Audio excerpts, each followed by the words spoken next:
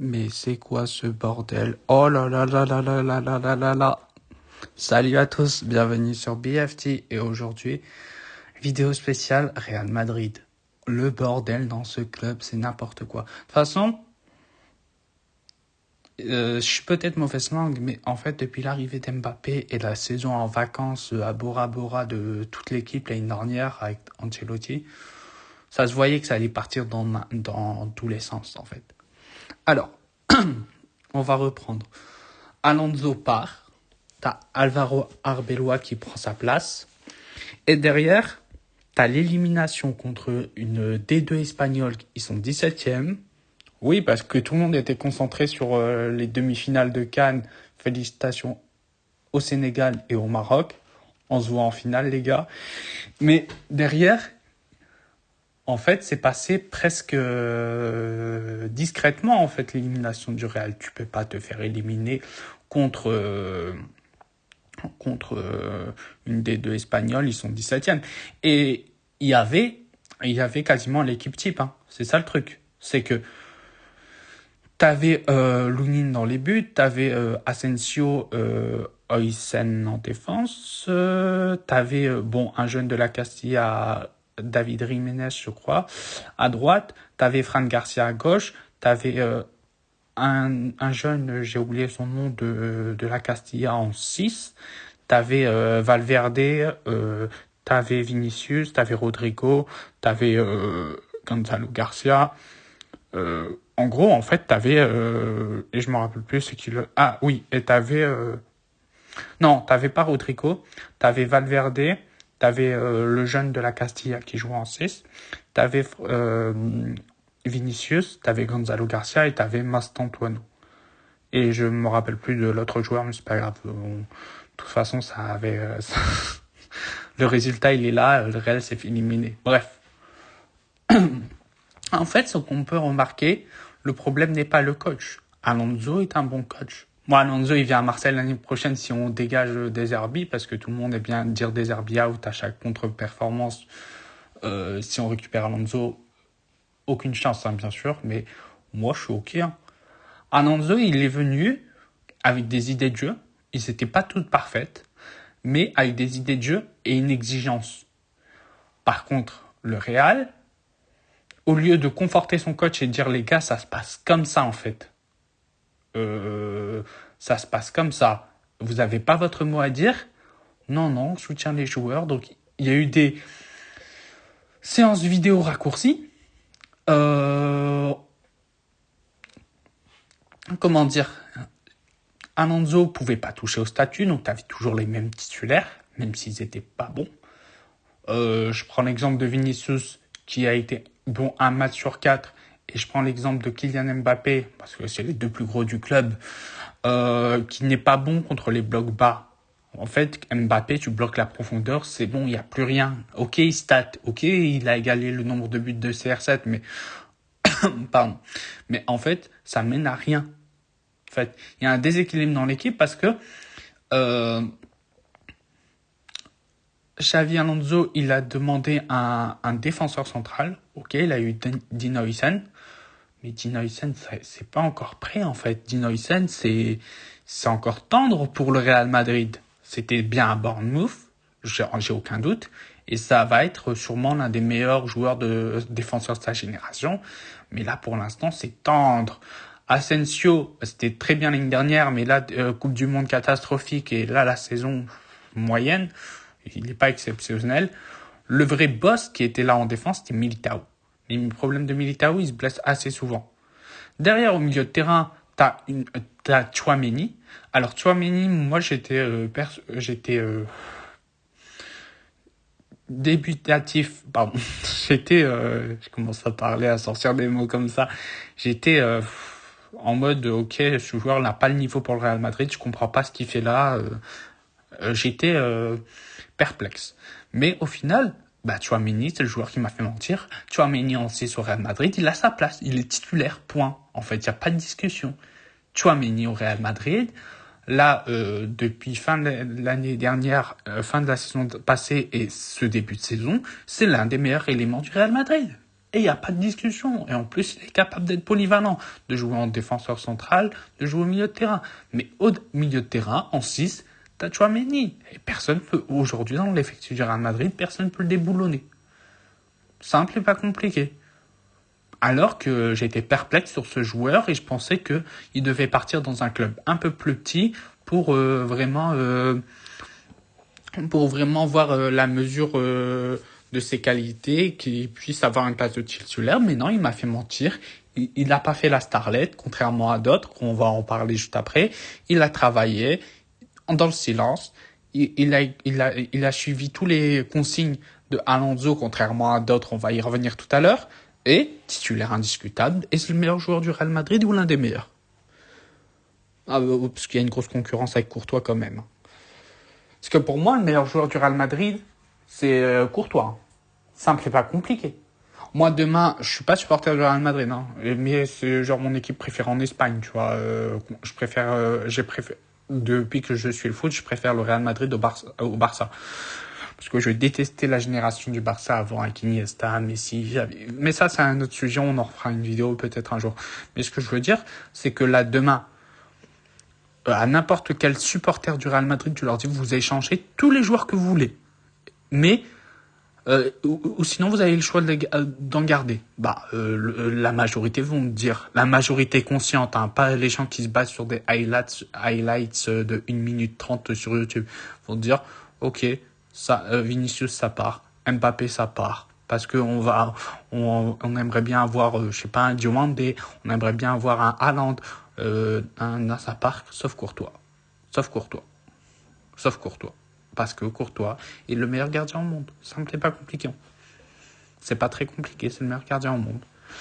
Bref, donc Tchouaméni, il m'a fait changer d'avis, il m'a fait fermer ma bouche, il m'a dit « Toi, t'as tort, qu'est-ce que tu racontes? J'ai le niveau pour le Real Madrid, je suis titulaire, et t'as rien à dire. » Mais bien joué, franchement, je reconnais mes torts. Derrière, t'as le recrutement de Mbappé en 2024. Personne ne le comprend, mais c'est une exigence du président, il faut écouter le président, visiblement. Ok, ça a mis un déséquilibre total dans l'équipe. Et on va pas tout lancer sur Mbappé, hein. On va pas tout jeter sur Mbappé, hein. Mais ça a mis un sacré déséquilibre dans l'équipe et il y a beaucoup de supporters du Real Madrid autour de moi qui me disent on voulait pas d'Mbappé. Mbappé, fallait le recruter il y a 3 ans, 4 ans, ou quand il partait de Monaco. Mais là, le problème, c'est que ça a mis un déséquilibre dans l'équipe. Et là, derrière, t'as le recrutement d'Hendrick. Donc tu recrutes de neuf. Hendrick qui joue un peu la saison dernière. Et le problème, c'est que Hendrick, en fait, il n'a pas de temps de jeu. Parce que Mbappé joue tout le temps en neuf. Joue tout le temps, même dans les petits matchs. Mbappé, sur cette saison-là, hein, pas 2024-2025, mais 2025-2026, il a tout le temps joué. Il a tellement tout le temps joué qu'il était censé être absent 3 semaines, il est revenu au bout de 11 jours pour rentrer contre le Barça. Mais on vit où, en fait? Et en fait, le problème, c'est que on a vite remarqué que, en fait, une équipe où il y a un joueur qui marque 80% de ses buts, donc là, c'est Mbappé, ça marche pas. Ça n'ira pas loin. Ça marche pas. Parce qu'en fait, le problème de tous les joueurs, c'est à chaque fois, hop, dès qu'il reçoit le ballon, il lève la tête et regarde où il est Mbappé. Pour le servir. On a beau être juste des supporters assis dans nos canapés ou sur nos chaises en train de regarder les matchs, les spécialistes des équipes adverses le remarquent ça aussi, hein. Bref, là cette saison, tu recrutes Xavi Alonso à l'été et là tu fais un gros recrutement, Mastantuono, tu recrutes Carreras, excellente recrue Carreras. C'est quelqu'un, il fait pas beaucoup de bruit, mais en fait, je pense que là, il est parti pour rester 10 ans au Real Madrid, et je pense que dans 10 ans, on va se dire, en fait, Carreras, c'est énorme, en fait. Ça me plaît pas compliqué. Ça va devenir une expression, ça me plaît pas compliqué. Mais Carreras, c'est vraiment une excellente recrue. tu recrutes Trent Alexander-Arnold parce que t'avais Carvajal blessé. Trent Alexander-Arnold, il est blessé aussi. Il se blesse assez souvent.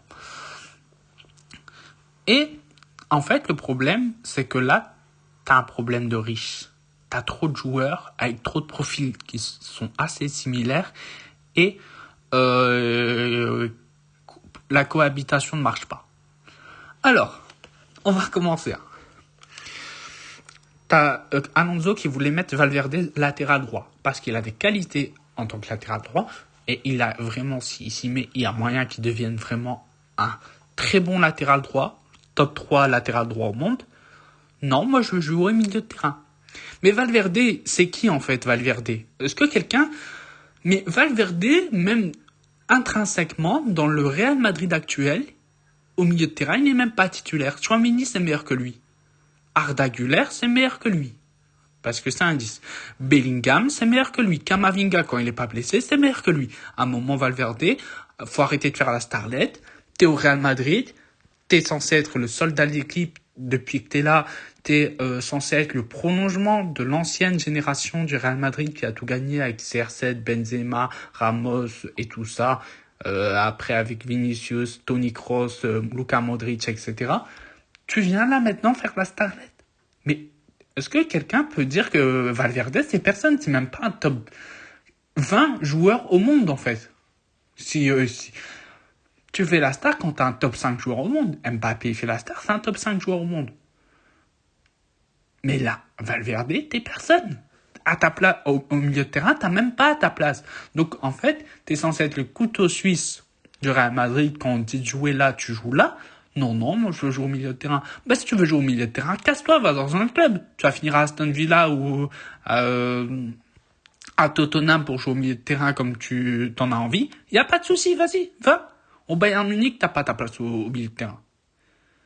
À Chelsea, à Chelsea, déjà, t'as 28 ans. Si t'as pas 18 ans avec étiqueté le futur meilleur crack au monde, t'as pas ta place. On continue. À Manchester City, encore moins à Manchester City, t'as ta place. Hein. Reinders, c'est meilleur. Hein. Rodri, quand il va revenir, c'est meilleur. Hein. Cherki, c'est meilleur. Hein. Foden, c'est meilleur, même si c'est des postes un peu plus offensifs. Mais Nico Gonzalez, c'est meilleur. Donc, à un moment, faut arrêter. Il a pas sa place au milieu de terrain. Et, là, Arbeloa, il y a un risque qu'il le mette au milieu de terrain. Parce que Xabi Alonso est parti, donc Arbeloa, il prend sa place. Mais le problème n'est pas le coach. Tu peux mettre n'importe qui comme coach. Le Real ne gagnera pas parce qu'il y a trop de manque dans cette équipe. Il y a trop de ego et il y a trop de, c'est moi au-dessus du club. Donc Valverde, soit il accepte de jouer latéral droit parce qu'il y a vraiment un potentiel pour qu'il joue latéral droit avec Carreras à gauche, t'as vraiment tes deux latéraux.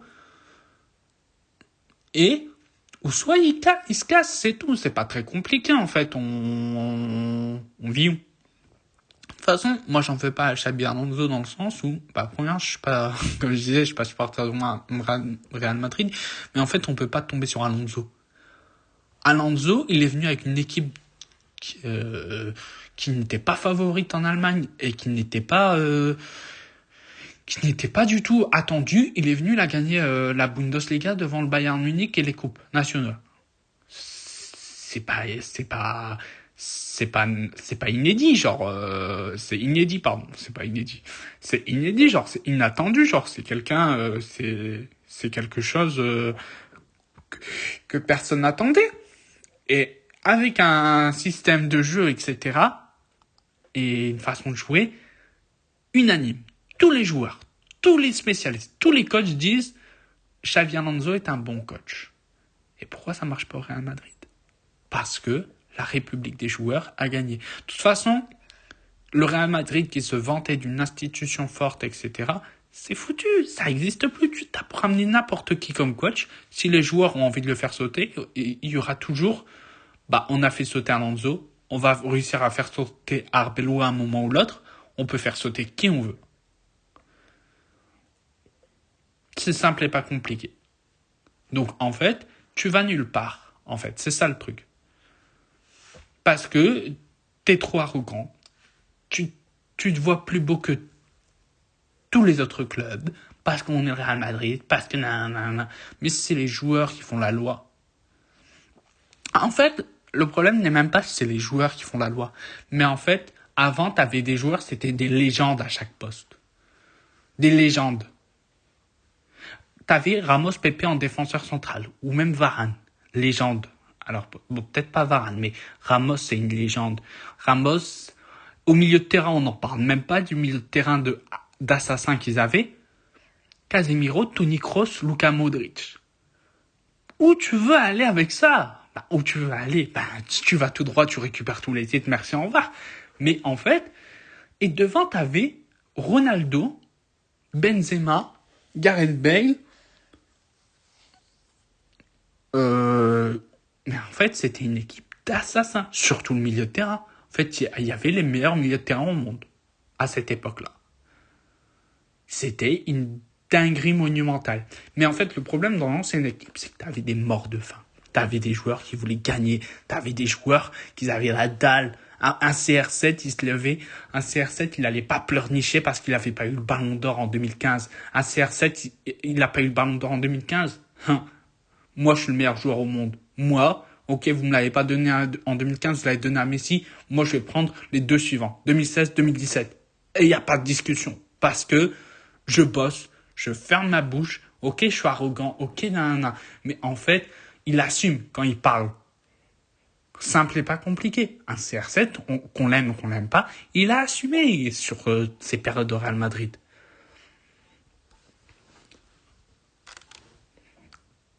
Et c'est pas mon joueur préféré, hein, mais je le dis. Et t'avais derrière des morts de faim. T'avais des joueurs qui remettaient les jeunes en place. T'avais un Benzema qui s'est sacrifié toute sa carrière pour mettre en avant CR7. Est-ce que dans le Real Madrid actuel, tu vois un Vinicius se sacrifier toute sa carrière pour mettre en avant Mbappé? Ou l'inverse, est-ce que tu vois un Mbappé se sacrifier toute sa carrière pour mettre en avant un Vinicius, un Rodrigo, un Gonzalo Garcia? Non, en fait, parce qu'aujourd'hui, c'est des petites starlettes qui n'ont rien prouvé et qui veulent mettre à genoux un club. Mais Florentino Pérez, faut qu'il ouvre les yeux. À un moment, faut qu'il dégage tout le monde. Ok, vous voulez, hop, toi tu dégages. C'est pas grave, on est le Real Madrid. De toute façon, les stars voudront venir chez nous. Donc, allez, Mbappé, tu dégages. Vinicius, tu dégages. Rodrigo, tu veux partir, tu dégages.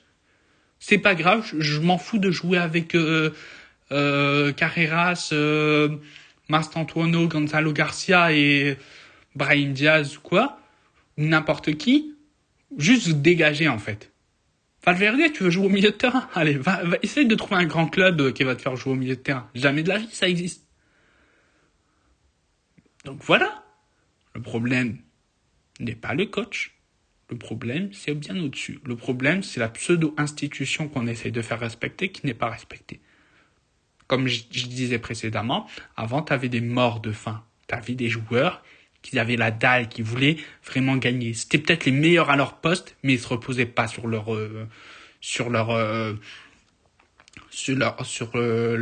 acquis. Moi, je me rappelle d'une scène. Ramos, il a fait quoi? Il a fait Real Madrid pendant des années. Il a commencé à Séville, il a fait Real Madrid pendant au moins 15 ans de carrière. Derrière, il est parti au PSG. Derrière, il est revenu à Séville. Et ce malade mental, je me rappelle plus d'un match, il t'a sorti un tacle de boucher, comme si c'était un jeune de 21 ans qui avait encore tout à prouver. Le gars, il avait 37 ans, il a tout gagné. Le gars a tout gagné avec le Real Madrid, il a tout gagné avec l'Espagne. Normalement, quand tu reviens dans ton club de chez toi, en fin de carrière, c'est détente, je soutiens mon club, je forme les jeunes s'il y a des jeunes à former, je leur montre, voilà. Le mec, il est parti mettre un tacle de boucher, Séville contre je sais plus qui, mais il est parti mettre un tacle de boucher en mode, avec moi, soit c'est le ballon qui passe et toi qui passes pas, ou soit c'est toi qui passes et pas le ballon. C'est simple et pas compliqué. En fait, aujourd'hui, le Real manque d'un Ramos, d'un méchant, en fait, d'un quelqu'un qui va remettre les gens en place et qui va venir faire la faute au bon moment. Ramos en finale de Ligue des Champions 2018, quand il démonte Salah. Ok, c'est moche, c'est de l'anti-jeu, on peut comprendre, mais c'est quelque chose qui va qui va galvaniser l'équipe, tu vois. C'est quelque chose.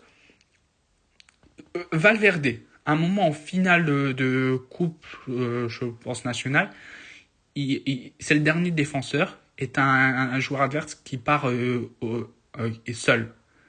Et là, t'as Valverde, t'as Ramos qui crie sur Valverde, tue-le.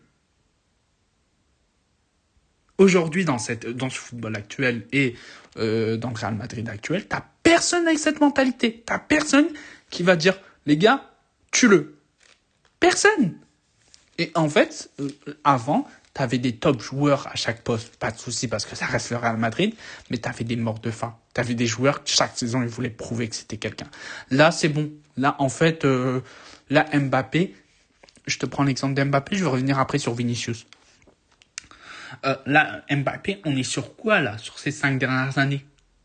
Sur ces 6 dernières années, on est en 2026. Ok, stade de fou, il marque beaucoup de buts, etc. Mais Mbappé, sur ces 6 dernières années, on est sur quoi? On est sur un triplé en Ligue des Champions contre City l'année dernière. Et on est sur un triplé en Coupe du Monde, en finale de Coupe du Monde. C'est très bien, mais c'est pas assez. C'est pas assez. Simple et pas compliqué, c'est pas assez.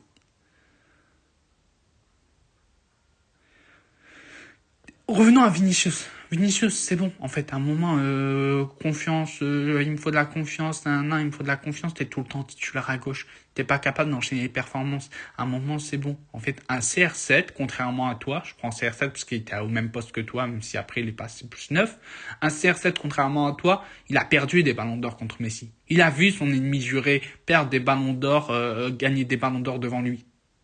Lui, à chaque fois, je ferme ma gueule, je bosse, je reviendrai meilleur. Parce que toi, Vinicius, il est venu, il l'a fait après le Ballon d'Or. Si je dois en faire 10 fois plus, j'en ferai 10 fois plus. Ah, t'en as fait 10 fois moins, on est d'accord.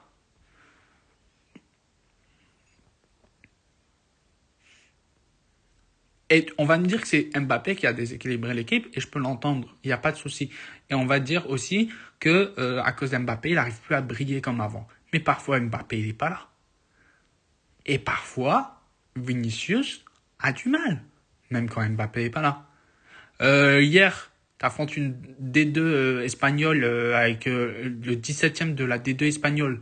Le latéral droit, personne ne le connaît. Avec tout le respect que j'ai pour lui.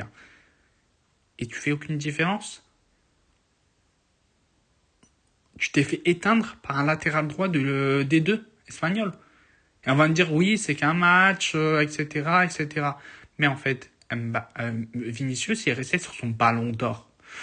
Rappelez-vous du match contre Dortmund l'année dernière où il marque un triplé légendaire, Ligue des Champions et tout, là, juste avant la semaine, juste avant le Ballon d'Or. En gros, je me suis dit, ah ouais, là, il a mis une croix sur son Ballon d'Or, merci, au revoir. Et son Ballon d'Or, c'est une injustice. Rodri devait jamais l'avoir. Faut arrêter les conneries à un moment. Rodri, il a rien fait avec son club, avec City. Si ils avaient vraiment envie de le donner à Rodri, il fallait le donner la saison d'avant et pas le donner à Messi. Mais bref. Et là, Vinicius, j'ai fait, ok, il a mis une croix sur son ballon d'or, c'est ok, il l'aura. Il l'a pas eu. Derrière, ça a commencé à se dégrader. Derrière, c'est bon, il a pas eu son ballon d'or, il commence à faire la starlette, j'ai pas eu mon ballon d'or, c'est triste. Un CR7, c'était pas comme ça. CR7, il a pas eu son ballon d'or CR7, il a eu un premier ballon d'or en 2008. Derrière, en 2009, 2010, 2011, 2012, Messi en a pris 4. 4 ballons d'or à 1.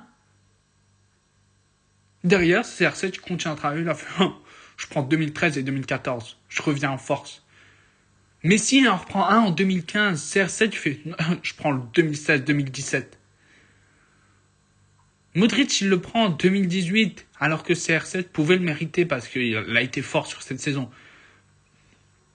Messi, Ronaldo, CR7 derrière continue à prouver à la Juve. Bon, après, quand c'est parti à United, ça a commencé à déconner un peu, mais pas que lui, parce qu'il est capable de marquer encore, mais après, il se fait vieux. Mais ce que je veux dire, c'est que de 2008 à 2018, à 2020 même, si on veut, CR7, il est là, il est présent. En fait, ce qui est choquant, c'est même pas qu'un Messi ou un CR7 soit un ballon d'or.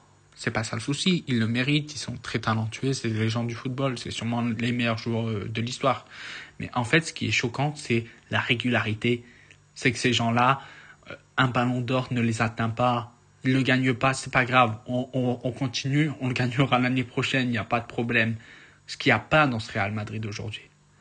Bellingham, on va y venir là, Bellingham.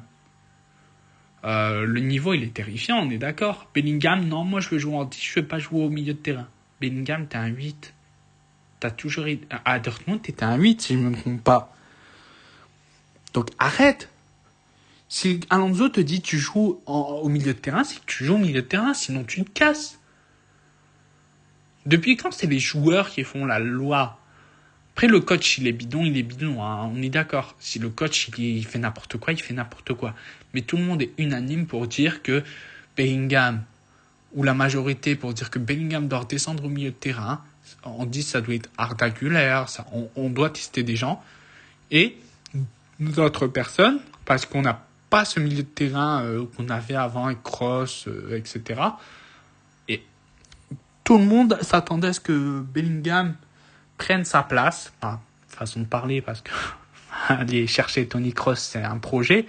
Mais tout le monde s'attendait à ce que Bellingham prenne sa place et Bellingham essaye de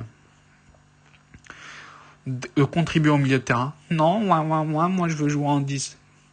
Bah, va jouer ailleurs en 10. À un moment, le Real, ils sont aussi forts, s'ils ont une institution aussi forte, etc., tu dégages tous les petites starlets, là. Vinicius, ça dégage. Même Mbappé, ça dégage. T'es le Real Madrid, tu vas récupérer d'autres joueurs aussi forts. Demain, c'est Olise le meilleur joueur au monde, il y a moyen que tu le récupères. Mais dégage-moi toutes ces petites starlets, là. Les mecs, ils ont aucun mental, en fait. Aucun. Tous. Tous, ils ont aucun mental. Les seuls que moi je garderai, c'est Courtois. C'est Militao, j'espère qu'il va revenir très vite. C'est Tchouaméni, parce que Tchouaméni, il a compris que c'était pas lui qui était la starlet. Il a compris que lui, c'était le joueur de l'ombre. Lui qui essayait de stabiliser les choses, qui essayait de progresser tranquillement et de montrer ses qualités et bien jouer à lui, ce qui m'a vraiment fait changer d'avis sur lui. Tchouaméni, tu gardes Tchouaméni, Militao. Après, tu peux garder les jeunes, Dino Hysén, Gonzalo Garcia, Mastantuono, etc. Mais Courtois, Tchouaméni, Carreras, Militao. Le reste, ils peuvent partir tous. Tous, ils peuvent partir. Valverde, ça saute. Rodrigo, moi je veux jouer qu'à gauche. T'es très bon à droite, pourquoi tu veux jouer qu'à gauche? Ouais, mais mon poste est à gauche. Dégage. Pas de problème. Vinicius, mais j'ai pas eu mon ballon d'or. Le problème c'est Mbappé. Dégage. Mbappé, moi je veux jouer un neuf, je veux jouer libre, je veux faire le jeu, je veux marquer, je veux qu'on fasse les passes, je veux tirer les pénaltys, je veux tirer aussi les coups francs, dégage. Bellingham, mais moi je veux jouer en 10, je veux pas jouer au milieu de terrain, dégage. Simple et pas compliqué. Après, le problème, c'est que à la direction du club, ils ont un ego aussi énorme. Dans le sens où ils vont jamais dire on a tort. Ils vont préférer faire sauter le coach. On préférer dégager un joueur en disant problème c'est Vinicius. Exemple, je prends Vinicius. Ils vont jamais dire ok là on a déconné. Depuis qu'on s'est trop reposé sur nos acquis, on s'est trop reposé sur nos titres qu'on a gagnés. Et on s'est trop reposé dans un succès éphémère qui peut vite partir parce que le monde du foot, ça bouge très vite.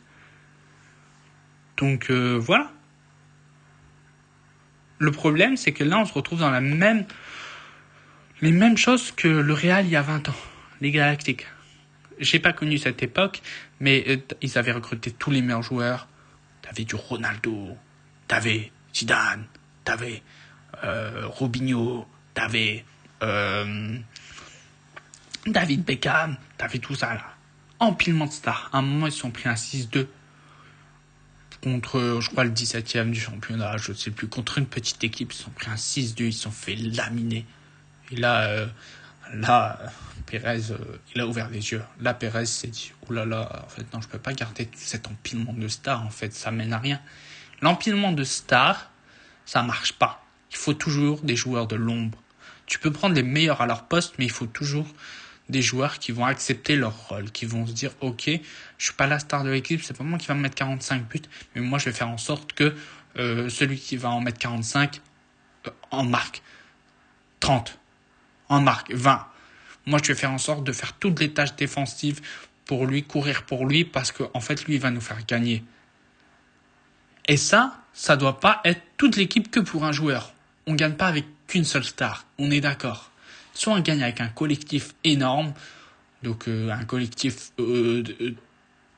avec des bons joueurs, mais pas des superstars, mais un énorme collectif parce que tout le monde se déchire pour tout le monde. Soit les équipes avec des stars qui gagnent, c'est des équipes où en fait les joueurs autour connaissent le rôle de chacun en fait. Comprendre le Barça de la grande époque, t'avais des joueurs moins forts, soit moins forts que Messi, etc. Mais tout le monde savait que Messi était la star et Messi mettait son talent au service du collectif. Je te prends l'époque du Real Madrid. Ouais, excusez-moi, mon explication est un peu floue. Je sais même pas on a combien de temps d'enregistrement, mais c'est pas grave. J'aime bien parler, donc let's go. Hein. On parle de foot, ou de basket, c'est trop bien. Hein. Donc, et l'époque du Real Madrid, t'avais des morts de faim, comme je te disais tout à l'heure dans la vidéo. T'avais des gens qui étaient prêts à t'arracher pour pas que tu marques. Faudra m'expliquer toujours comment Messi a pu survivre en Liga en affrontant le Real 2 à 6 fois dans la saison contre Pepe Ramos, des malades mentaux. Comment Messi a pu survivre ? Ça restera toujours une interrogation que j'aimerais savoir. Comment ce fou a pu survivre contre ces deux malades mentaux qui étaient prêts à découper n'importe qui ? Et en fait, dans ce Real Madrid, t'as que des starlets, t'as que des moi je veux jouer là, moi j'ai pas eu mon ballon d'or, moi je veux faire le jeu, je veux marquer. T'as pas des morts de faim. T'as pas des joueurs qui sont prêts à te tuer l'adversaire. T'as pas des joueurs qui sont prêts en mode ok. Vinicius, c'était vraiment ok, c'est l'un des meilleurs actuellement, mais c'était un vrai joueur mentalité CR7 et tout. Il leur fait vous avez donné le ballon d'or à Rodri, il y a pas de problème. Mbappé ou pas, moi côté gauche personne n'y touche. Mbappé il ira jouer à droite. Vous avez pris mon ballon d'or, il n'y a pas de souci. J'en gagnerai 3 derrière. C'est ça la mentalité CR7.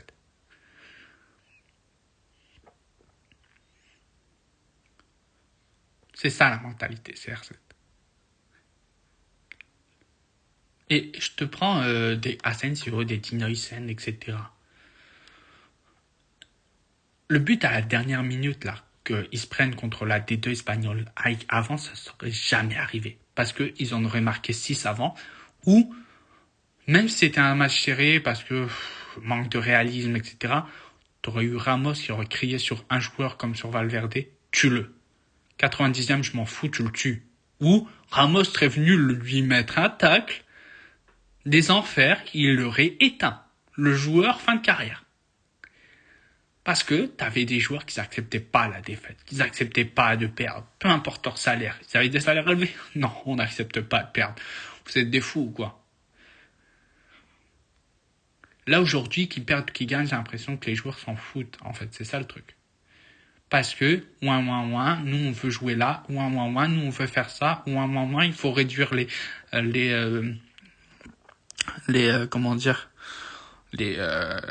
séances vidéo, non, faut qu'on fasse comme ça. Et le coach, il saute. Et la République des joueurs prend le pouvoir au Real. Aucun coach censé va venir entraîner ça. Et on dit que on dit que Alonso est parti avec c'est lui qui a pété un câble, qui a démissionné. On dit que en fait il y a eu un accord à l'amiable. Je pense que c'est vraiment la dernière info, donc on va rester sur la dernière info. Le Real a donné un chèque à Alonso. Mais t'as bien fait, Alonso, c'est très bien, je suis content. Va, prends-leur un chèque, je sais pas, il y avait combien de millions, prends-leur un chèque. Tout le monde, là, avec les infos qui sortent, tout le monde sait que tu pouvais rien faire, rien instaurer au Real, tout le monde le sait. T'inquiète pas, ta cote, elle est pas plus basse. Là, choisis bien ton prochain club, tranquillement. Te précipite pas, attends la fin de saison et tu prends un club où tu pourras faire ton mercato tranquillement en lien avec les dirigeants. Tu auras les pouvoirs sur le terrain. C'est toi qui décideras de qui mettre titulaire, qui ne pas mettre titulaire. Et tu n'auras aucun joueur. Je pense pas, parce que ou ça dépend du club où tu vas, mais tu n'auras pas un joueur qui va te dire ouah, il va aller voir la direction, ouah, il me fait pas jouer en 10, pourquoi il me met sur le banc, pourquoi il me met en 9, moi je veux jouer au milieu de terrain, mais il me met latéral droit. Tranquille, va dans un bon club de première ligue. Ouais. Après, si tu veux venir à Marseille, n'hésite pas à l'occasion, hein, vraiment. Tranquillement, Marseille, t'as un gros public, t'as des bons joueurs, t'auras aucun joueur qui va parler au-dessus de toi. Personne. Parce qu'il y a dans l'effectif, il y a personne qui a ta carrière et tout le monde va t'écouter. De toute façon, le premier qui t'écoute pas, il va sauter tout de suite, hein. Donc, voilà. Si Deserbi part, n'hésite pas à venir à Marseille. Alonso, il n'y a pas de souci, t'es le bienvenu. T'es le bienvenu. T'es le bienvenu. Vraiment. T'es le bienvenu. Après, j'ai aucun doute, hein. Je sais très bien que tu vas aller au Real Madrid. Oh là, pas du tout révélateur. Je sais très bien que tu vas aller dans en PL ou quoi. Mais n'hésite pas vraiment si tu veux venir à Marseille. Viens, il n'y a pas de problème. Bref, petit aparté. Mais voilà. Mais je pense que moi, personnellement, là, c'est le Real Madrid, ça devient très, très compliqué. Là, le Real Madrid, s'il n'y a pas une remise en question dans l'hologramme, l'hologramme, je sais pas si on dit comme ça, dans la direction haute du club, t'as beau mettre n'importe qui comme coach, Arbeloa, Alonso, Klopp, qui tu veux, bah non, en fait, ça marche pas. Ça marchera pas tant qu'il n'y a pas, même si le problème n'est pas que Vinicius, donc même si tu le dégages Vinicius parce qu'il veut pas prolonger et pas au salaire que tu lui donnes, parce qu'il veut un plus grand salaire, je pense que ça marchera pas. On a remarqué qu'à Paris et qu'en équipe de France, tout pour Kiki, ça a ses limites. Donc tout pour Kylian, ça aura ses limites aussi au Real Madrid.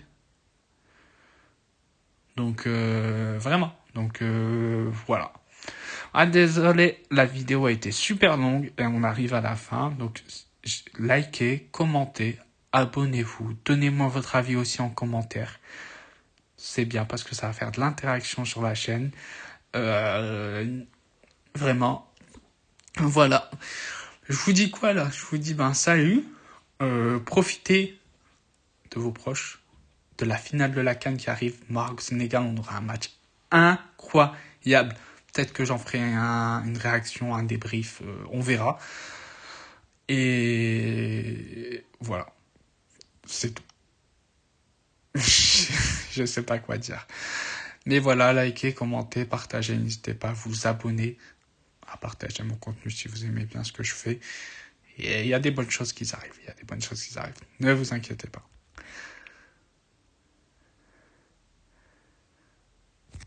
Salut!